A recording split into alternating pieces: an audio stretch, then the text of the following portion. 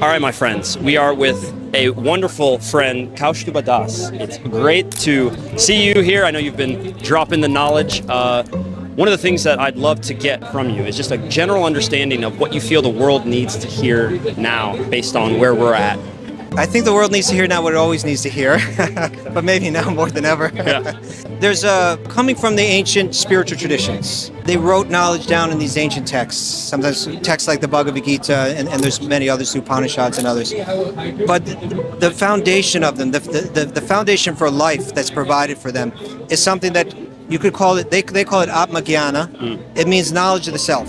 Fundamentally, it starts with the idea that we're not these bodies, that the body is just a vehicle for the soul. And the soul is a spark of spiritual energy that it makes the body come alive. When I say spiritual energy, it means that it's of a different nature than matter. Whereas matter is not conscious, and matter is in a constant state of change. Spiritual energy is conscious, it feels, and it doesn't change, it's eternal. So these texts are saying that we have always existed and we always will exist. There's no point in the past where you weren't alive and I wasn't alive. There's no point in the future where we won't be, but we're passing through different bodies in this world. If we understand that, then there's a certain, what they said, it can give someone a vision that they called Sama Darshana. Okay. Sama means even, or you could say like equal. Darshana means vision, to see. Okay. So that means that when I look at you, you're black, I'm kind of half white and half Hispanic. Yeah. And we might see someone who's Asian, we might see men, we might see women, even animals, and even plants. These sages said that wherever we see something's born, it grows, it manifests for some time, it matures, it reproduces, it eventually kind of grows old or becomes diseased, and then it dies. When we see that cycle, that means there's a spark of life there. There's the soul there. I see. Okay. But now they take it one step further. Even that, for a lot of people, that'll be hard to wrap the mind around. Sure. But let's say we want to wrap it even, we're going to stretch it out a little bit further.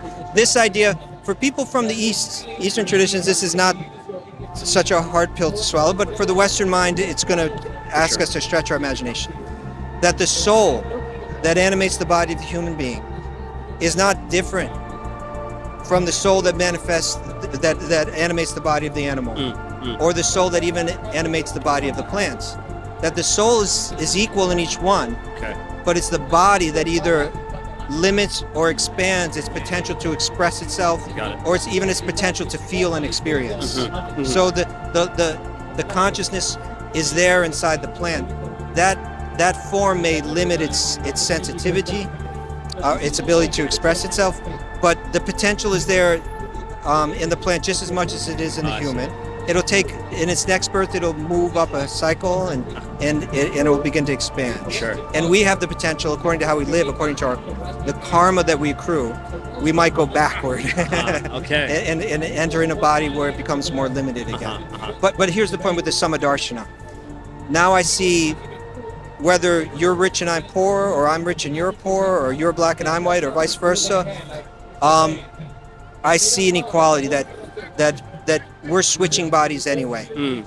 That we're of an equal, we're both of that spiritual nature, and that spiritual nature is divine and very precious, and it demands, or it deserves to be shown respect and love.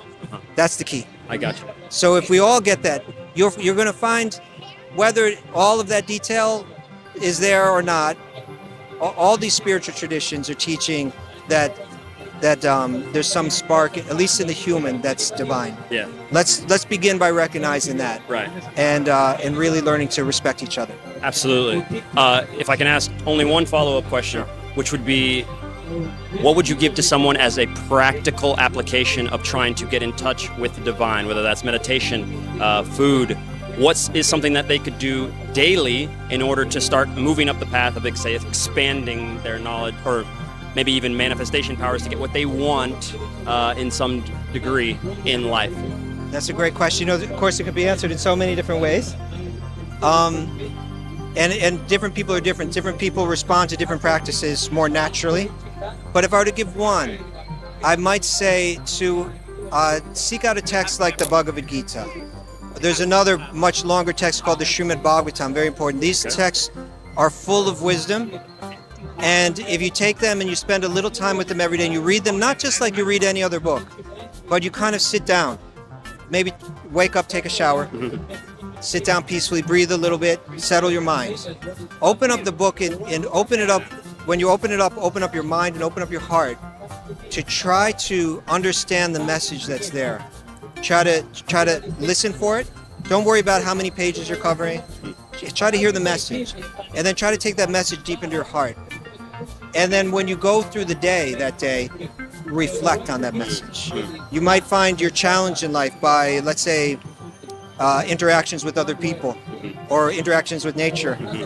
They're giving you an opportunity to reflect on the knowledge that you heard. And when you reflect on the knowledge that you hear, it becomes more deeply realized. And as with this kind of wisdom becomes more deeply realized in us, we begin to see the world in a different way. We're not as rocked by it.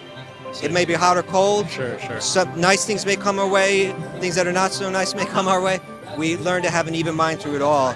And it's from that kind of cool head that we can really relate well with people, connect with people, love one another, and experience the deep kind of spiritual promises that are waiting for us to discover within ourselves. Couldn't have said it better, my friends. Thank you so much. I really appreciate it. Thank you so much for what you're doing. Yeah, no, thank you, really. I Pleasure appreciate to it. connect with you. Okay, you too.